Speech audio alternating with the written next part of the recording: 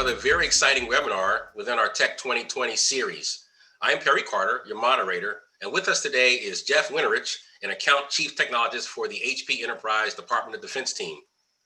This session's topic is autonomous operations, AI and compute at the edge. In this webinar, we explore the edge and why it needs to be able to work disconnected from the core. Autonomous operations and the convergence of operation technology are keys in use cases such as our Navy's vessels at sea or our self-driving cars and delivery vans. This webinar covers HPE's approach to solving these challenges with their customers. Now, Jeff is responsible for providing strategic technology design and architecture expertise to HPE's federal government customers, partners, and systems integrators focused on the U.S. Army, U.S. Air Force, and combatant commands. Jeff is also very active with artificial intelligence initiatives and serves as an AI ambassador for the HPE Public Sector team and customers. Jeff, we thank you and HPE very much for sharing time with us today, and we remain deeply interested about this session's transformative content for our audience. Tell us a little bit more about HPE, yourself, and why the edge must work disconnected from its core. Well, good. That's a good setup. Yeah, thanks, Perry. So, yeah, my name's Jeff Winterich. I have been at HPE about 6 years. Previous to that, I worked at Dell and started my career about 30 years ago with a defense contractor. So I've been in the federal marketplace for about 30 years, believe it or not. Hopefully I don't look that old or sound that old. Anyway, my background from an education standpoint is I got a double-E degree from NC State. And we'll talk a little bit about education along the way, since things are very different these days from a technology standpoint. What I put together for everybody is, as Perry outlined, kind of a talk about edge computing, why it matters today more than ever. We'll talk about autonomous operations more in the context of autonomous driving. I got a video that's pretty interesting to watch of how actually an autonomous vehicle, actually, it's a 2-year-old video, believe it or not. It'll blow your mind how far along they are in that. We'll talk on quantum computing a little bit, because that's kind of a buzzword these days as far as what the next generation of computing looks like.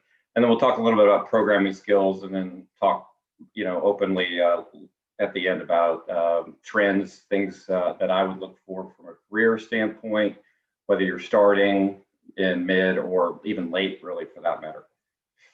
So, the thing to put in context, and I'll show some statistics here, is that if you've heard, the term big data, right?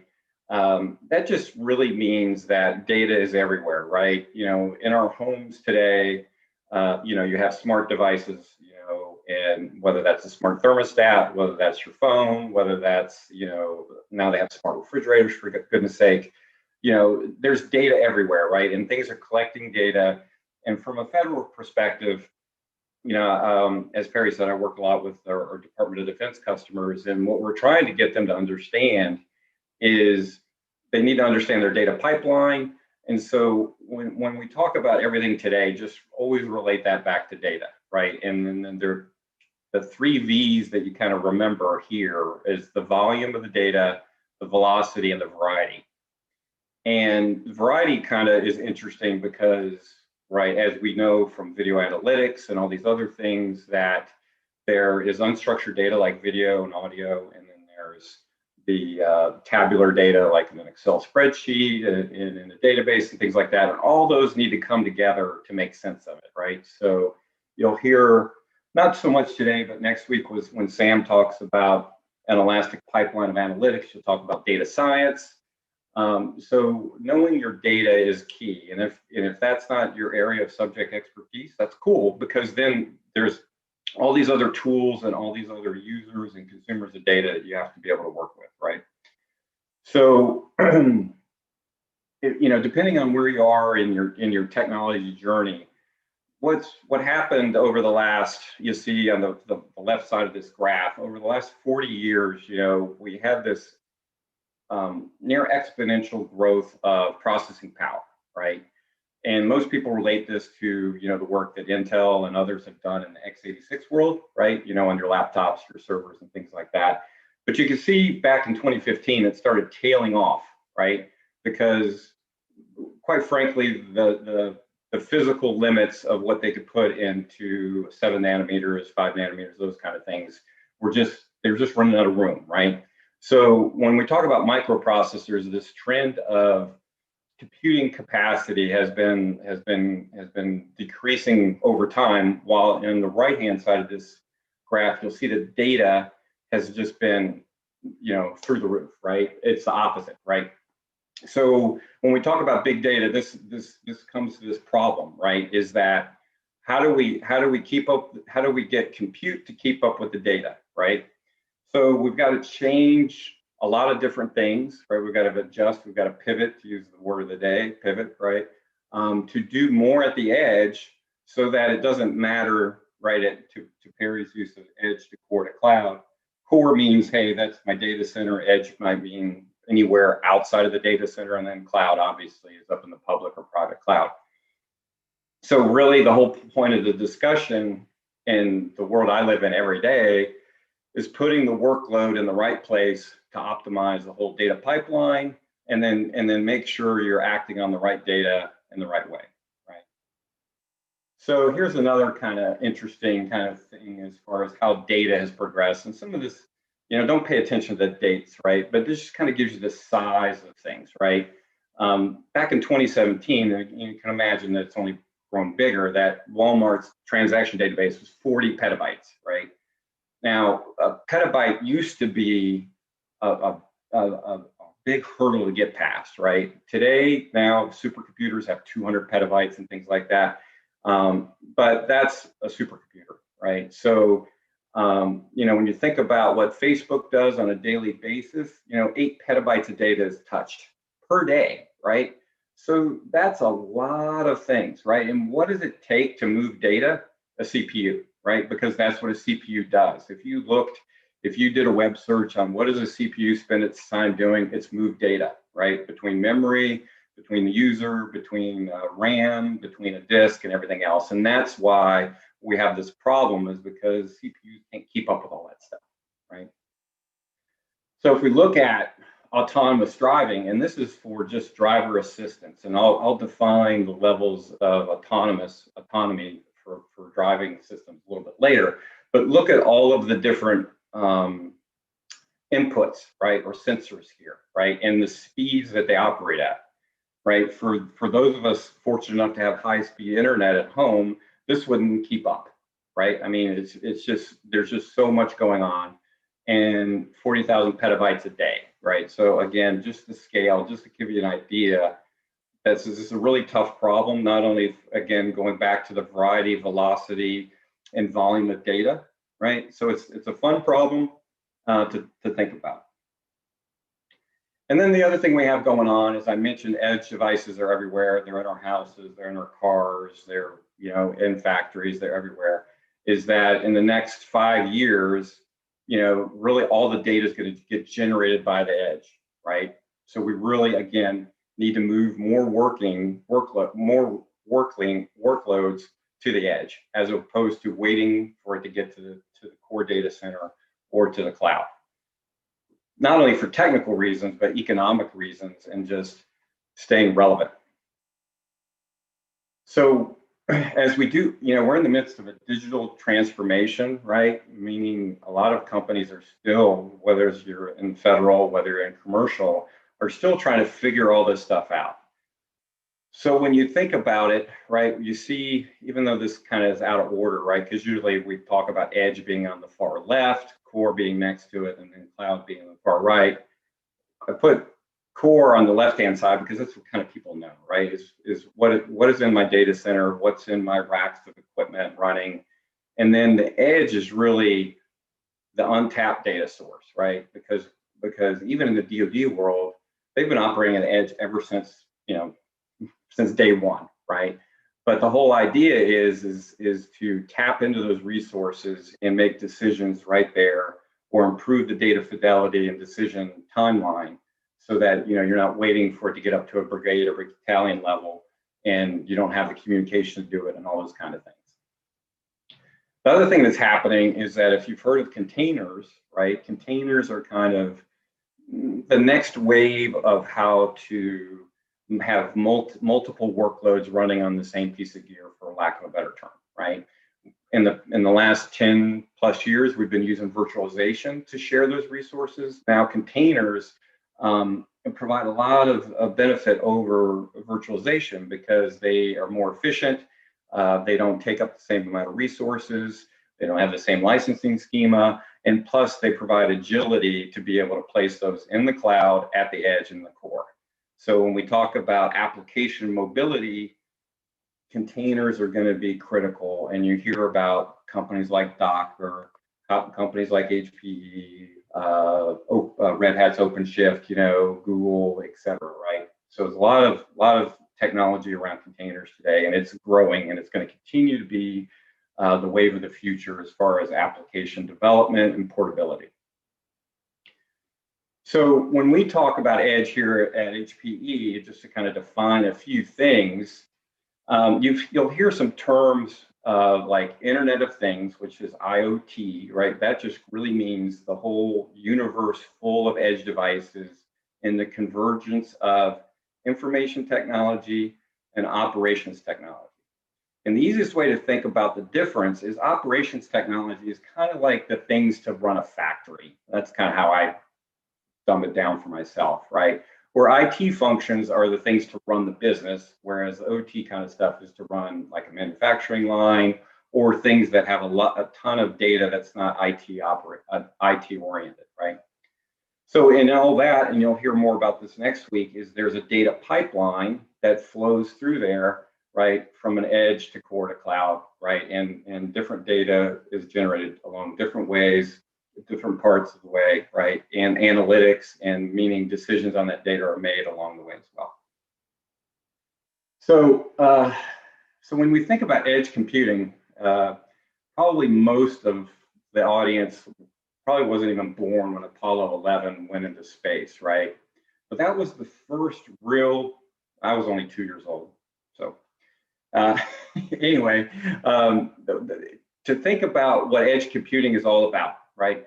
Usually you have a power budget because power is not unlimited at the edge, right? Just go outside, right? And the problem is pretty significant, right? So in the case of Apollo 11, I believe at the time they had figured out how to get people up to the moon, but really hadn't figured out how to land it yet, right?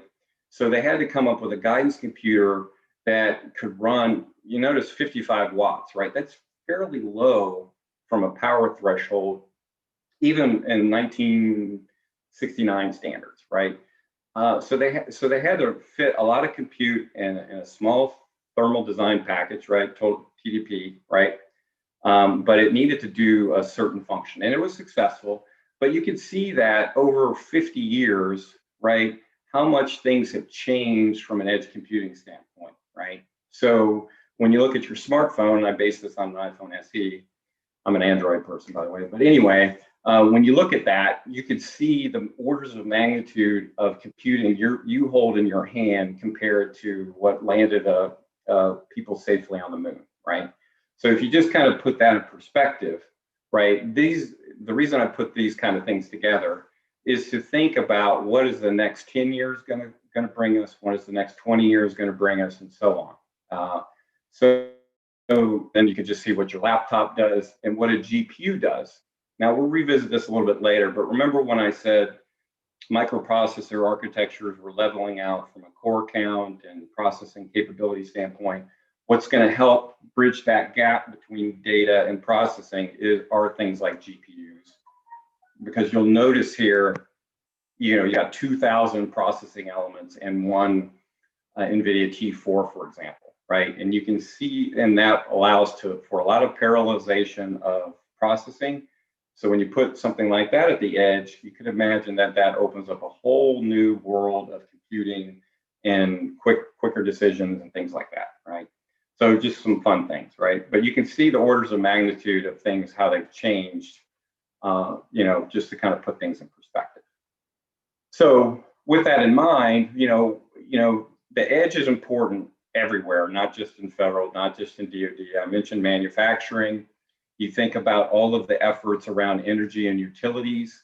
right? Whether they're wind farms, or monitoring a pipeline, those kinds of things. Oil and gas rigs out in the middle of nowhere, you want to optimize all of those operations. We'll talk a little bit more about transportation and autonomous driving. That's obviously a big edge problem, right? Whether the car is connected to a network or not.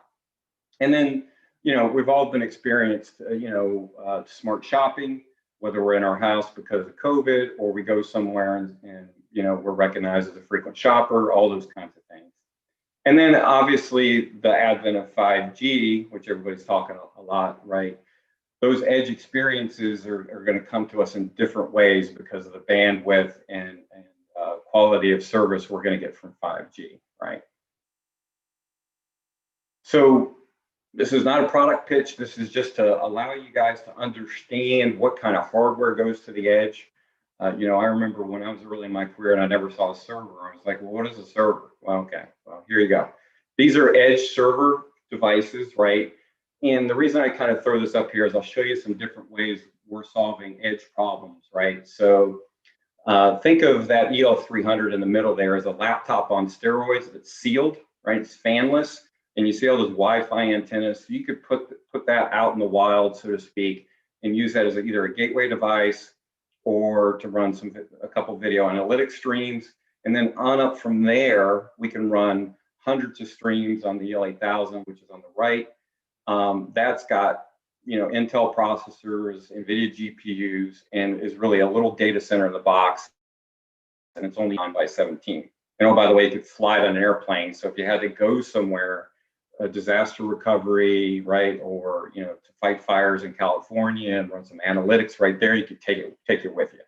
So the whole point of this is that hardware is really not the problem anymore. It's more about adapting the software and the processes and choosing to put the right workloads on each one of these devices at the right place.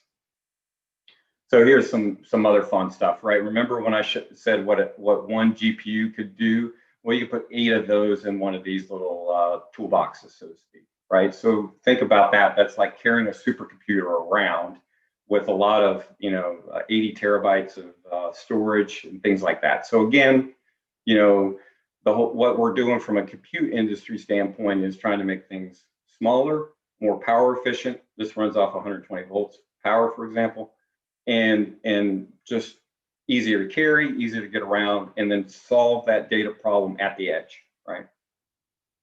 So this is kind of a snapshot of a demo I put together over the last couple of years, where we have multiple different workloads. And if you're not familiar with some of these acronyms, I'll kind of spell it out. So just think about one server node, for example, is running Active Directory and Exchange, which is email, right? Or Skype or messaging, or maybe a video teleconference like this. And then another node's doing natural language processing. Another node's doing video analytics. And this is about doing workload specific processing as opposed to just peanut butter spreading the resources across and then hoping for the best, which is kind of what we've done for a long time. Now we're talking about workload specific processing. So the whole point here, again, is, hey, the sky's the limit. Open up your mind to what you could really take out into the field and do. And then that small package, right? Because of GPUs, because of FPGAs, and some of the other things we'll talk about. And this will all make more sense when we talk about what a car does to be able to drive itself, basically, right?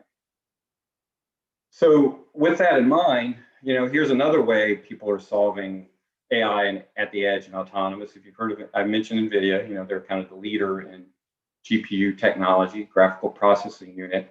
If you don't know what a GPU is, you probably do, you just don't realize it, right? So a GPU used to be just a video card that drove your laptop or your desktop, right? But now they are used a lot to augment and to fill that gap that I showed of processing capability that's needed to use the data at the edge. So you can see here, NVIDIA has done a really nice job of bringing this down to even the consumer level, right? So if you wanted to learn how to go develop CUDA code, which is their development environment on a Jetson Nano, it's $100, right? I actually went off of Amazon, bought one, and I play around with it, right? But you can see that you get 128 cores and you get half a teraflop of processing power, right? So that's pretty cool, right? you could, you know, and what we do here with these kind of little kits is we use those as devices, like little robots, little cameras to stimulate a bigger environment. But you can kind of see that the wave of the future is this heterogeneous compute mix, right? And you can see how these things kind of scale up. If you look on the far right, and I'll show a video here in a little bit of an autonomous car, the Destination Xavier kind of series is what's been a national hero, right? That's how Tesla enabled self-driving. You put two of those together into their drive series, that's how a car drives itself, right? And things like that. So just to kind of give you scale, you can see that it's still low power, some of those themes I hit on previously, but lots of processing power and not very expensive, right? So I work with a lot with NVIDIA, so I kind of like to talk about that.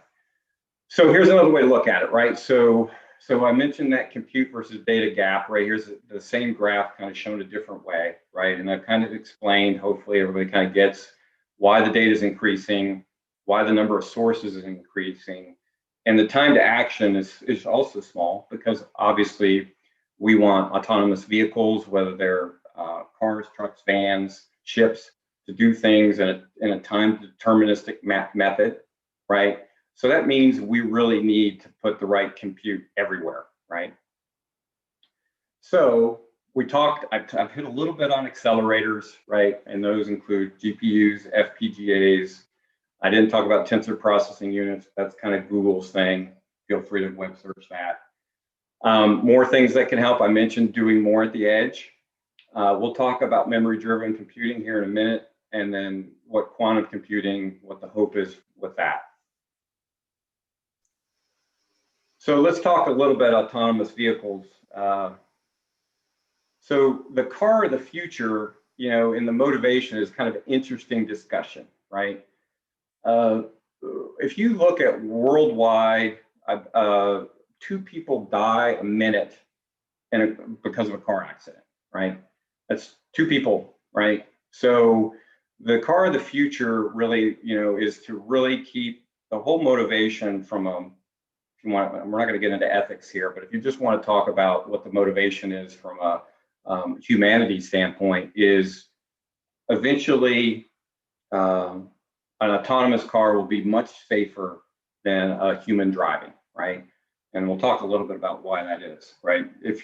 I believe you guys already had a session on AI, artificial intelligence, and just to kind of, if you didn't participate in that, artificial intelligence is to do the same thing a human can do, but do it better, right?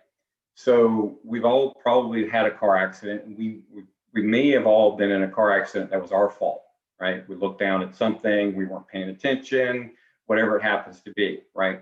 Well, you know, the reason autonomous cars can likely do a better job than us is because of all those sensors that we're talking about.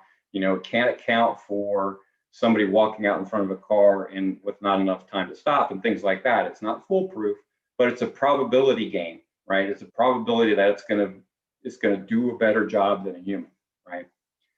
And the other thing is that, you know, some other interesting statistics about cars is they're parked 96% of the time, right? So then if you could imagine a world, I can't because I've had a car ever since you could dream about having a car, or even if it was, you know, a $2,000 car, we didn't care. We had our own car and we were in control of our destiny, right? But if you think about, if you didn't have to pay, you know, that huge capital expense for a car, and you could just have an on-demand car, basically a Lyft or an Uber show up without a driver in it, and it would take you wherever you needed to go, and you didn't have any delay waiting. That's kind of interesting concept, and that's the wave of the future. Is this, you know, driverless pilot taxis, right? Right. So, and then that would solve traffic problems, that would solve parking problems, and things like that. So, just that's the big picture, right? And that's a huge problem to fix. It has economic impacts, but it has a lot of other good impacts because cars just aren't sitting around. I don't think the auto manufacturers are probably going to be that happy if there's less cars bought, but, you know, again, I'm not here to address those things. So, You know, I've hit on some of these, right? And some of these are, you know, 10 years out, right? But you can kind of see what technology will go into this, right?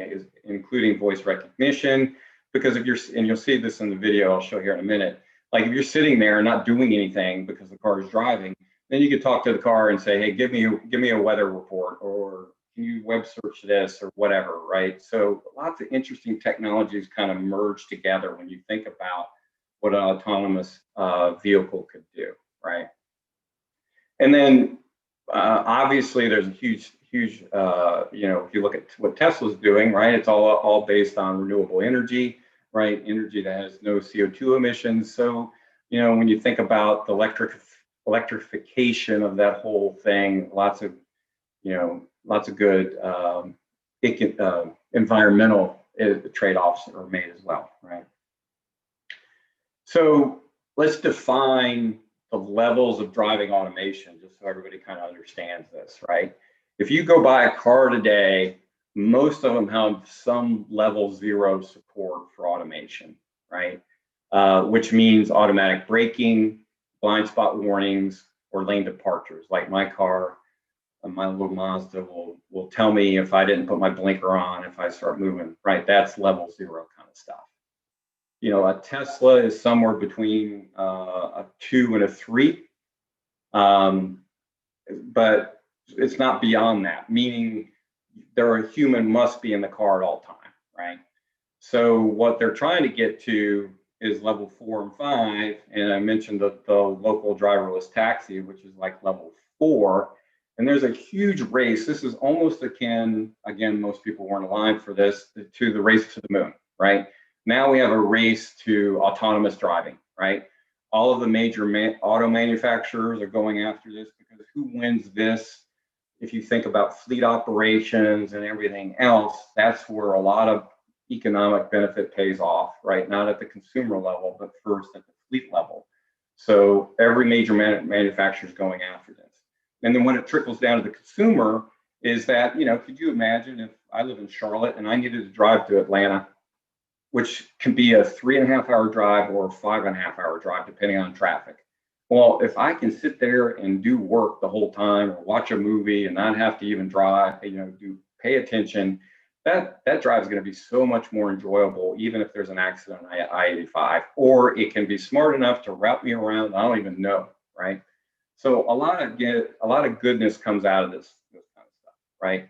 But from a technology standpoint, it's pretty cool, but it's a huge problem and a challenging one, right? So if you think about what's in a car, you know, I showed that picture at the beginning about the you know, I didn't kind of go through it, but there are high resolution cameras, there are LiDAR systems, which is a variant of radar, GPS, obviously, audio, other sensors, measurement units like a gyroscope for forces and things like that. So you have to process a lot of data for this to happen, right? At the edge, right? Because you're in a car, right? So let's look, and I hope this video works for everybody. So this, believe it or not, was 2 years ago, and shows a, let me see if I can get, there we go. Hopefully that's playing. I'm not gonna talk over it, but too much. So that this is a loop they did in the Silicon Valley. And so if you've not seen artificial intelligence work, those bounding boxes are the computer basically recognizing other objects, right? And you can't see all the calculations going on, but this is a huge math problem.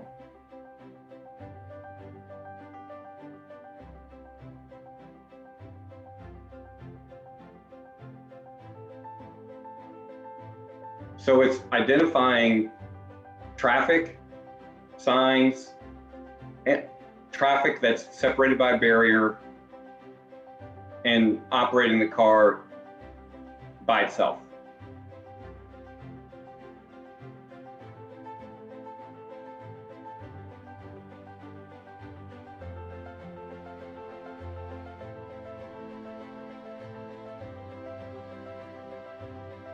And one of the things they did is they're monitoring the driver What's the weather because in San obviously this Francisco is early now? on The to weather make sure is that they were still 67 doing degrees something. and cloudy in San Francisco. How about tomorrow?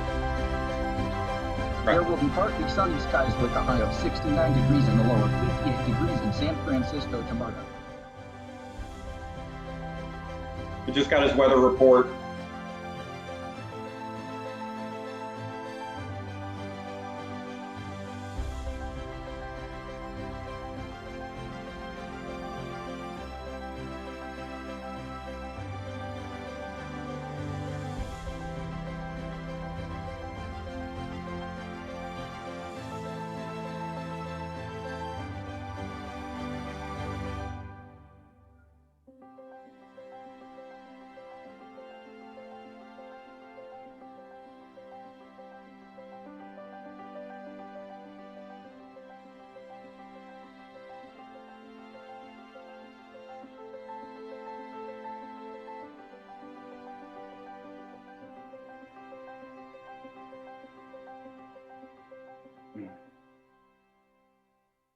That was pretty cool.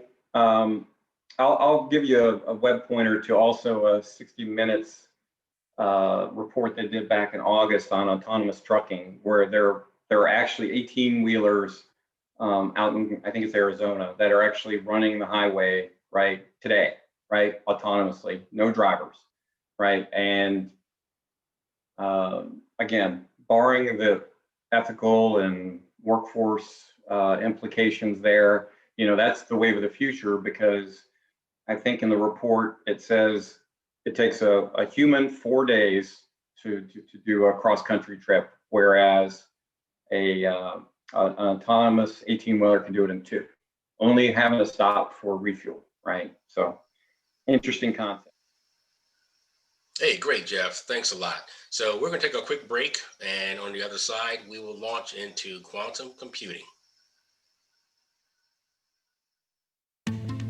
When I chose to go to the Air Force Academy, people asked if I was going to be a pilot. Sure, I could do that. I can also be an engineer. I can be a doctor or a lawyer. I can work with missiles or satellites. I can become an astronaut, a Rhodes Scholar, or a 4-star general. I can be an Olympian, or even a national hero. So yeah, I can be a pilot. At the Air Force Academy, I can be anything. Getting the cloud experience outside the public cloud isn't just wishful thinking. It's HPE GreenLake, bringing the cloud experience to your apps and data, even the ones that can't go to public cloud, letting you consume everything as a service. So you can focus on innovation and delivering new experiences to your customers. Together, we determine what workloads you need, give you just the capacity you need to get started, and give you the power to add more with a click, while you pay as you go for it all. No over-provisioning, no underutilization. HPE GreenLake works with everyone you work with. This one, that one, pretty much all the ones. HPE GreenLake brings the cloud experience to you with agility, control, and speed in a single window. Clouds, edges, data centers, unified. Plus experts who can manage everything so you can innovate more. And get to market faster, up to 65% faster, while developers can deploy without constraints. To launch the next app or the next big thing. You can't get this from imitators. You can only get it from HPE, the partner that's been doing it for a decade. For a cloud experience 99% of customers are staying with. Just GreenLake it. So let's rewind. Get everything as a service. Pay as you go, add capacity with a click, and have it managed for you. That's the cloud experience brought to your apps and data. Experience HPE GreenLake. All right, so hopefully everybody's had some coffee. So now we're going to look at quantum computing, which is a little interesting. I'm no expert in quantum computing, so I tried to kind of learn as I did this. So when we talk about, you know, I remember I mentioned digital enterprise, right? So going away, really getting into the digital world is really everything living in a digital 1 or a 0, right? Not analog, not on a tape or, those kinds of things, or on paper, right? Think of everything, living in a digital world. So digital really means it's a 0 or 1, right? And you can, you well understood everything. It's very reliable, runs on a time basis, right? Analog computing is again 0 to 1, right? Because it's a measurement between what each cell can do between 0 and 1. And it's not tied to a clock, right? Because it doesn't have a timestamp. When we talk about quantum computing, a qubit stands for quantum bit, right? And this is where it gets a little hard to kind of wrap your head around. But the value of a qubit is 0 and 1 at the same time, but you can't really look at it to get the value, right? And there's a slideshow I'll show you that kind of builds that out on how it was. And you can't watch it work. So it's kind of like you throw things into a vacuum, into a quantum world, and you have to, it's kind of an experiment, right? And it's not easily repeatable right now, and it takes some really weird environmentals to get it to run. In fact, negative 273 degrees Celsius to get it, you have to run these systems at. So it's super expensive to run, and there's a lot of work yet to be done there to take us into that quantum realm. So the ones that they've built today, when they say this one in the middle that's superconducting, work near absolute zero, that's negative 273 degrees Celsius, right? Just to get you to understand that that's kind of crazy, right? And the number of quantum bits are very small, again, because it's very complex, because we're getting into this quantum world, and it's not very stable. But why are people, what's the motivation, right? Again, to put those really hard problems out there that we can't solve with traditional computing. And I'll show what those are, but we're still trying to figure out where quantum really fits, right? So we kind of call this the quantum souffle, because I kind of liken it to a bread machine. Like, I throw all my stuff in the bread machine, close the door, right, and hit the start button, walk away, come back, and oops, there's bread, right? And sometimes it comes out good, sometimes it doesn't, right? So this is kind of the same thing, right? So in the quantum world, right, the quantum universe, we can't see a thing, right? We have no idea what's going on. So we open it up, a portal into the quantum universe, right? We put the experiment inside, right? And we do have a control system, kind of doing this stuff, right? We close the door, hit the start button, right? And we wait, right? And then at the end of it, we can analyze the results. And the results may or may not be what we want. That's kind of the whole fun part of this, is that trying to figure out what workloads really fit here, right? So when we kind of look at this, right? So we're kind of in the digital world. I didn't build this out all the way because it just got way too deep, right? But if you look at where we think quantum would be good, is in drug discovery, decryption algorithms, and maybe some things at the bottom, which are non-deterministic polynomial time problems, which stands for NP-hard, and I'll talk about a little bit of what that really means. But you can see that we're trying to build this out, right, of applications to types of computing, and some of the other things that we'll talk about are analog. It actually has a place here. Optical communication helps, but we'll also talk about memory-driven computing, which helps with some of these things as well. So again, that's why quantum is kind of a huge research area, is because we think it can help with doing some things like, hey, if we could generate a vaccine for COVID in a quantum world quicker, right, than we could in a digital world, then hey, that would be great for the whole world, right? And then if you look at, the other thing that's coming to bear here over the next 10, 20 years is really optimizing which application runs and what type of computing system, so that we are running as efficient as we can in the world of computing and the world of enterprise, right? So I mentioned NP-hard, right? And that stands, going back, non-deterministic polynomial time, which really is, I read a bunch about it, and it's just so hard to understand what they're talking about, because even though basically have a math degree because I'm in a double E, too hard. So the way to think about an NP hard problem is that we call it the traveling salesman problem, right? A salesman, I used to do that before COVID. I used to go all over the place, right? So if I had to visit 15 cities, right, and I threw that in and I asked the computer to optimize it, there's almost 43 billion ways for me to hit those cities, right? So it really overwhelms the computers to try to solve that problem. And you can think of some other ones, right? So we're hoping that quantum computing can help some of these things, right? Again, stay tuned whether it does or not, or whether that shifts to another area. We'll figure it out. But let's talk about some technology that's here today, right? That we've kind of pioneered here at HPE. And it's called memory-driven computing, memory-centric computing, right? And again, if you think about that graph at the beginning of microprocessors not keeping up with data, right? So we have to change the way computers are architected, right? Today's architecture, which is a bus architecture, has been around, I don't know, 50 years, right? Or more, maybe 60, 70, right? So the CPU is the center of the universe, as you can see in this little graph here, this little picture, right?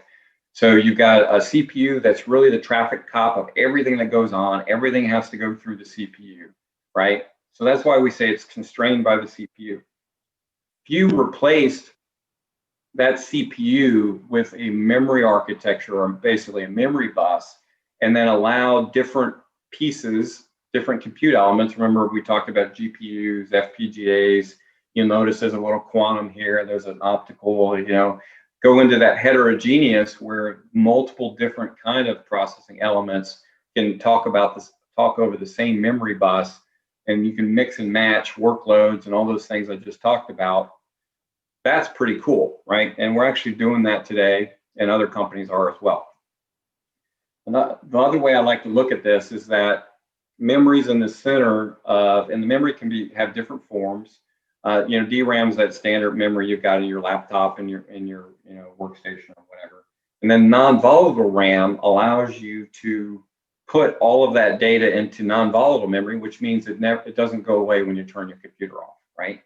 So if you think about where you have a giant Excel spreadsheet that might be, half a terabyte big, you could put it into memory and again, take away the latency of the CPU having to be that traffic cop of moving data around, because now it's in memory, right? So you think the circle here is all these different kind of computing elements, and quantum's one of them. GPUs, again, ARM processors, x86, et cetera, right? So if you go out, and I've got a thing here at the end, a Gen Z consortium, right? That's the industry component that's working on this. And basically, I'm going to build this out. If you think about, you have a variety of processors, you have a variety of different memory architectures, you have a variety of accelerators that help that processor lag. And it basically then it would address, again, going back to match the workload to the processing element, to the memory and things like that, right? As opposed to just saying, hey, I've got a CPU that's going to do everything. Now I've got a variety of different enterprise elements here that can do that, right? So, and then if you think about shared memory, right, then you're not moving things in and out of memory so much. You can allocate it, you can partition it, there's security controls and all those kinds of things that you need in there, right? And this, again, going back to edge, core, cloud, exascale, this lends itself to all of those different use cases as well. Because if you have an edge device, again, we want something that's low power, right? Persistent memory, even in those edge line devices, we use persistent memory to load things. So into memory as cache, for example, and then do specific AI tasks like I showed, right? And then if you think about what you want to do in the cloud, you want it composable, you want that container-based orchestration, those kinds of things. And then you can just scale up from there, right? I believe you guys talked about exascale last week or the week before. This all lends itself into that, right? So what we're seeing when you go into memory-driven programming and compute just some huge, even the financial world, 10,000x faster. So that helps, again, with that graph that I showed with processing power going one way and data going the other. This is a way to solve that, right? And just, we're an engineering company, right? And we do a lot of work that nobody really knows about, because we always say here, if marketing was up to us, we would call sushi, dead cold fish, because we don't know how to, because of engineers, we don't know how to talk about things. But if you think about what we've done, right? So we built a memory-driven computer that's 160 terabytes of memory space, which is huge, right? From that standpoint, right? So again, we're kind of leading the charge here, but we're also working with Gen Z to solve these problems. So a few more slides, and then we can open up for questions. So just an update from my point of view on programming languages, which I learned not too long ago when I started working with AI, right? So if you joined the talk Steve Highbine gave about AI, right? There's two facets to AI, right? Which is training the model to recognize, a dog or a cat, for example, right? And then inference is actually putting it in production or putting it outside and saying, hey, let me see if with a new data set, I can recognize that dog or a cat, right? And then at the bottom here, so that's a loop of things you have to do. It takes CPU and GPUs potentially to do that. And at the bottom here is a bunch of different tools that people need to enact that, right? You don't need them all, but you could use certain ones for ingest, certain ones to transform the data, certain ones to train it, certain ones to do inference, right? So when we look at these tools, notice that some of them came from Google, Facebook, Amazon, et cetera, NVIDIA. They are written in mostly C++ and Python. The user interface has a variety of different ones, right? And the different use cases around here, right? Now, when I went to school, we learned Fortran, and then C was a new thing, right? And when I did a lot of work with defense contracting, we were basically living in the C world. Well, that's changed quite a bit over time. Now, if you look at what programming languages are important, Java and Scala are right in the middle. Scala is written around Java. And so the way to think about this graph is that the ones on the far right, which include C++, CUDA, NumPy, are really hard, relatively speaking, to program, but the most efficient for the computer, right? But from a person's standpoint, those are really the most challenging to understand and learn. So what's really happening in the industry, if you go up the y-axis here, you'll notice that Python and R are really the languages that most are taught most in academia today. R is used extensively for doing like Jupyter notebooks and AI workflows. And Python, you'll notice here in this chart, is part of TensorFlow, is part of MXNet, and is the other big language. So when I do AI workshops, I like to make sure that people have the right view of the skill sets required if you're going to get into the weeds of, doing TensorFlow or Spark, that you have some understanding of the language that's required. So if you're interested in more learning about Gen Z, I just pulled this down off the web. You see it's genzconsortium.org. They have a webinar about what they've done in 2020. They had a working prototype at Supercomputing last year. Of course, everything's virtual this year. I just throw this out there because I think the architectures that are going forward for server-based computing that I've kind of highlighted are going to be very critical over the next 10 to 20 years. And Gen Z is really going to is going to enable this architecture to really tackle this data problem. And again, whether that's edge or wherever. And this is not just HPE. There's about 30 or 40 companies associated with Gen Z. We just happen to be on the board, and can talk a lot about what we're doing in labs, kind of dovetails into this. So I know I went through that fairly fast. We've got about 15 minutes left. I don't have a hard stop, so I'm happy to take some questions. My email address is up here. Happy to always answer any kind of high-level questions or details as we go forward. Perry, I'll hand it off to you and see if we have any discussion topics or questions. Okay, Jeff, thank you so much. Jeff, also joining us is Brian Bimley. Brian works with an organization in the DC area known as the Joint Educational Facilities, also known as Jeff. And so I'm going to go through a couple of questions that we may have, and then Brian can chime in, tell us a little bit about Jeff. Where Jeff and BDPA, and even what you just alluded to with Gen Z, and earlier you and I were talking about the SC conferences, we can talk a little bit more about that. I think the last SC conference I attended was in Reno, Nevada, many moons ago. I still got one of my shirts still upstairs. But anyway, long story short, the questions that we have, I want to start out with respect to one of the pieces you mentioned. Where do you see, as a society, we can start here with our own country, infrastructure and smart city development? Taking the current political environment notwithstanding, do you see cities moving out on their smart city programs? And when they do, are they going to be working what I consider like a strategic triad? Are they going to actually work with academia, private sector, and federal government? Or do you envision different pockets or different pilot projects?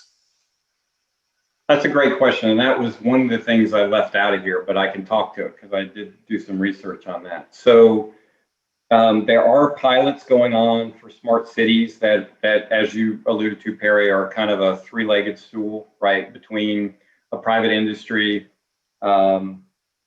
academia, and local government. So I think one of the biggest first ones is basically instrumenting Austin, the city of Austin.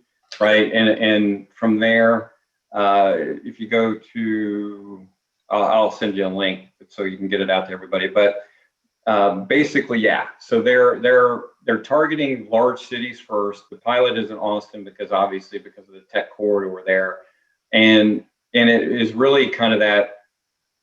What I always thought a smart city would be is first you have to put basically highly deterministic and highly reliable communication nodes everywhere, right? So if you think about how do you instrument a city, we have to have that sensor part done first, right? And basically network nodes everywhere. So then any activity within the city or user can be tracked and everything else. So besides that ethical part where people don't want video analytics turned on, I think what you're going to see is cities like Austin and the rest that have that tech alliance, right, between Texas Tech and UT and all those kind of things. So the academia part, working to figure out how it all fits together, is absolutely happening. And the thing that's helping us is that with 5G rolling out, now we've got the communications to really light up a smart city. And I think we're going to see that really take off over the next 5 years, especially once they get past the first few, work out the kinks, get the economics to make sense. I think that's something that's, how do you piggyback on 5G? Once 5G's out, it helps because who wants to stand up another network that they don't have to? So again, I think it's going to be an iterative process. Yeah, thanks. And then the other question that along those lines, we mentioned earlier the SC conferences or the SC series. Is anything, any takeaways that you all expect this year from SC20? And I know it's virtual this year. Yeah, I'd say and that's why I pointed to the Gen Z thing. That was one of the most interesting things I saw at Supercomputing was actually a Gen Z, server, for lack of a better term, running multiple different heterogeneous processing elements over that data fabric, running optically, at terabytes a second kind of bandwidth. I would look at that. the exascale update, which I think Steve hit on last week, if you look at what the high performance computing community is doing at a large, they're doing a great job of that heterogeneous compute, right? If you looked at all of the major supercomputers, there's a heavy element of GPUs and FPGAs that are offloading and helping that compute gap that I've shown. Okay. So that would, looking at what NVIDIA is going to talk about would definitely be worth your time. I don't have a sneak peek yet, but I'm sure it's going to be some pretty cool stuff as far as, COVID, how we're addressing the COVID vaccine problem and the data problem, and as well as, how we're progressing for, the climate stuff, right? Because GPUs and a lot of things they typically talk at supercomputing have to do with environment, hurricanes and natural disaster, prognostication and what do we do with them, with all that data, right? So I would look at those kind of things, right, as being a very big highlight of supercomputing. Yeah, in fact, those are all very timely. I mean, as we speak, I think we have a tropical depression, ETA, headed toward the Gulf. It could be kind of wet down in Florida and the Gulf Coast again. So we also have one question from our audience. How should small businesses best plan to use technologies given the changes taking place now at the rate that they are? And then what is the best way for small businesses to engage and keep up with these technologies in their applications? Yeah, and it looks like it says other than transportation, health, the macroeconomic applications where large databases are commonly involved. I can repeat that if you want, or you want to take. No, Okay. I think I used to work for a small business for a while, so I understand the question because I think you have to pick. To use a industry term here, you have to pick a swim lane, right? You can't be everything to everybody. So pick an area that you have some domain expertise, or you're going to build domain expertise, whether that's in the federal world or another vertical, right? So to be specific, it could be in high performance computing, it could be in edge, it could be in analytics, right? But pick a specific area within each and just do that really well, right? That's what I would say, right? Is because you can ride the coattails of the bigger institutions that have more funding and more whatever, but we always need people that specialize either in one part of the data pipeline or in one tool, and really looking at the prevalence of those tools that I talked about, and we'll dive down into a lot of those tools like Spark and Flink and things like that. The data pipeline is going to be critical for people to understand, and I see small businesses that can help with one piece of that being very critical, because in our organization we don't do those services-led things very well when you get down to that micro level, right? So as a small business, I would pick that kind of area. Something having to do with data, something having to do with the data pipeline, if that's in your wheelhouse. If not, then pick something else in that continuum. It could still be hardware, it could still be software, but that's what I would gravitate towards. And along those lines, I like to add, even our organization, our national organization, BDPA, and some certain chapter. We have a chapter in Huntsville. We have chapters throughout the country, throughout CONUS. But those that are co-located with some of our mission partners, we also encourage small businesses to get involved in the Department of Defense's, STTR program, or Small Business Technology Transfer Program. And I know we have, I think that there was an MOU just executed with our Huntsville chapter with SMDC down in Huntsville, Space and Missile Defense Command. And we also, we have partnerships with the Air Force Research Laboratory in Wright-Patterson Air Force Base out of Dayton, Ohio.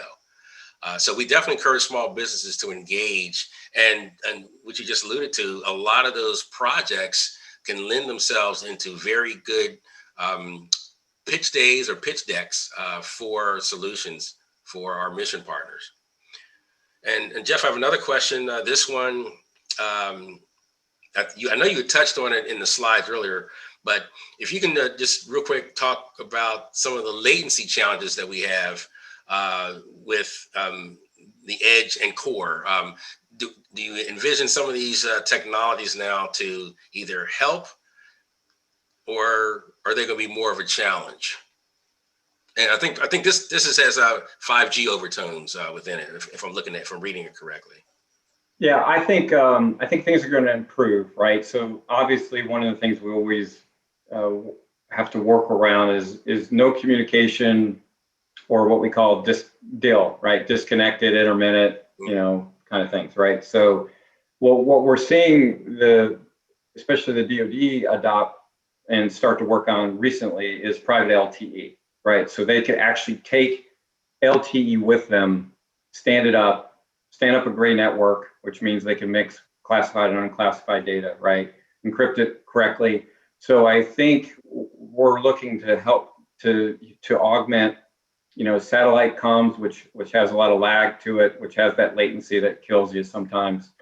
So I think, we're looking at more innovative solutions, because if you think about what I showed from a size, weight, and power, right, that stuff can run its own 5G core, right, privately, right? You still have to license the spectrum and things like that. But again, the technology is you can take it with you now and stand up your own communication network. So that's going to help a lot, because if you think about it, again, even though we're not going to light up a ton of bandwidth, the more data reduction we can do at the edge, and then we stand up some limited comms to at least send the bits that are important to say yes, no, enemy, yes, no, those simple things where we've said, enemy at XYZ coordinates, right? As opposed to, hey, here's all the data feed from a UAV, go figure it out, right? So I think you're going to see a lot of help when it comes to latency and intermittent comms from both sides. Yeah, in fact, and also even for our audiences in public sector that are outside of defense, we can still leverage those same capabilities and technologies in logistics, healthcare, telemedicine, delivery of medicine, or being able to get information in rural areas or areas that are, again, not necessarily have real-time communications. So Jeff, I think that's the end of our questions. Brian, can you come online, and you have any questions, anything you'd like to add before we adjourn today? Just one question about how students can have an opportunity to experience SE20 this year. I know I haven't had a chance to get out to the site, and I also haven't been to SE in a while. So I was just wondering if you all had any, I guess, either advice or any ways people who wanted to try and attend even maybe a day session of the conference, how they could do that. So I believe, this is Jeff, I'm out on their website right here. So I believe for students, if you go out to SC20, if you just Google it, right, and then you click on the students link, there's a lot of resources out here. Most are free, right? Especially if you are undergrad, high school, et cetera, right? Or even graduate students, right? So they have a lot of different programs out here. I would go there first, because I believe, they do a lot of no charge things for students. It's sc20.supercomputing.org, right? And then just hit on the students tab. Yeah, Brian, and along those lines, I know this year SC20 is virtual, just like everything else is pretty much. So Brian, real quick, if you don't mind, share with Jeff some of the highlights that have occurred, and that's some of the earlier trips that your program has taken out. Most of them have been out west, I believe. Reno, I think Denver might have been a city one year. Yep. Okay, so our HPC tenure has a lot to do with HP helping us out. So my first HP supercomputing conference was SC06, and that was in Tampa. And so when I went to the vendor hall, I talked to one of the HP representatives at your supercomputing center in Texas. I'm not sure if it's still up and running now. And so they donated 10 HP server 1U servers to our um, to our computer center. And ever since we've started going to that conference, we've been trying to create a curriculum and engage high school and undergraduate students in high performance computing. So one of the many highlights was our organization, Joint Educational Facilities, or JEF. We received a 6-node portable cluster called Little Fee through a supercomputing grant that allows us to teach MPI and OpenMP to our students. Um, and we've also competed in the HPC student challenges where we would have a series of HPC questions that needed to be solved with different levels of difficulty using supercomputing resources across the nation, some at Earlham College and some at LSU. So being a part of this community has always been near and dear to the Jeff students and the Jeff community. And we're also looking to further strengthen that relationship because our HPC apparatus is now antiquated, and we're trying to redevelop our curriculum so that our HPC curriculum is up to date so that when students come to our program, we can create a pipeline for HPC professionals for the community. Yeah, the other thing I would mention, I know we've talked a little bit about NVIDIA. NVIDIA has some free, what's called DLI, Deep Learning Institute training, right? If you go to NVIDIA.com and click on under for developers and you go to, if you just search for DLI, that's another good avenue to get some free training. I take it because it's relevant. It helps for anybody interested in artificial intelligence or deep learning. That's another great resource out there that everybody should use.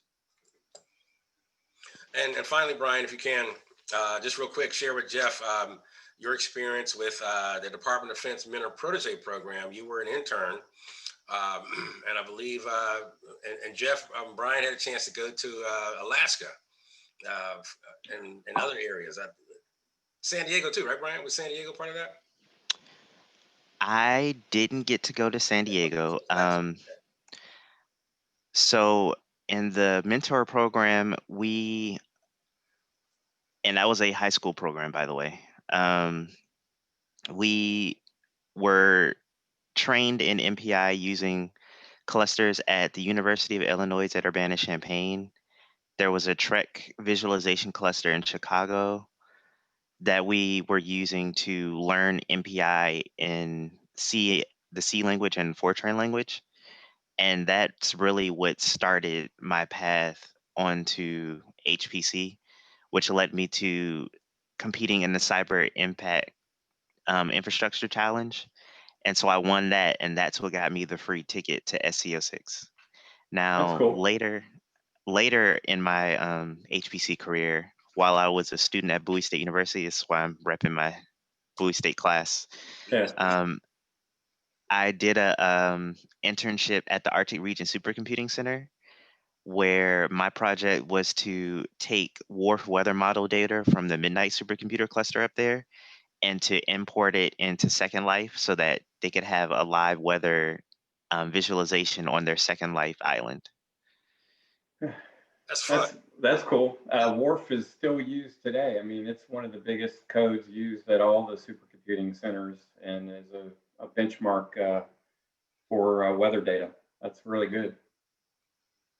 Yeah, I'm trying to get back into modeling. I have an idea for a biosphere model that I might use for my graduate research. So still looking into it. Awesome. Well, good luck with that. That's great. Jeff and Brian, thank you very much for this week's session. I really enjoyed it. Next week, we have Edge to Core Analytics powered by HPE. We will be joined by Sam Sikola, who leads the U.S. Public Sector CTO team for HPE Enterprise. You can follow us at bdpatoday.com or populartechnology.tv. Until next time, I'm your host, Perry Carter. Stay safe.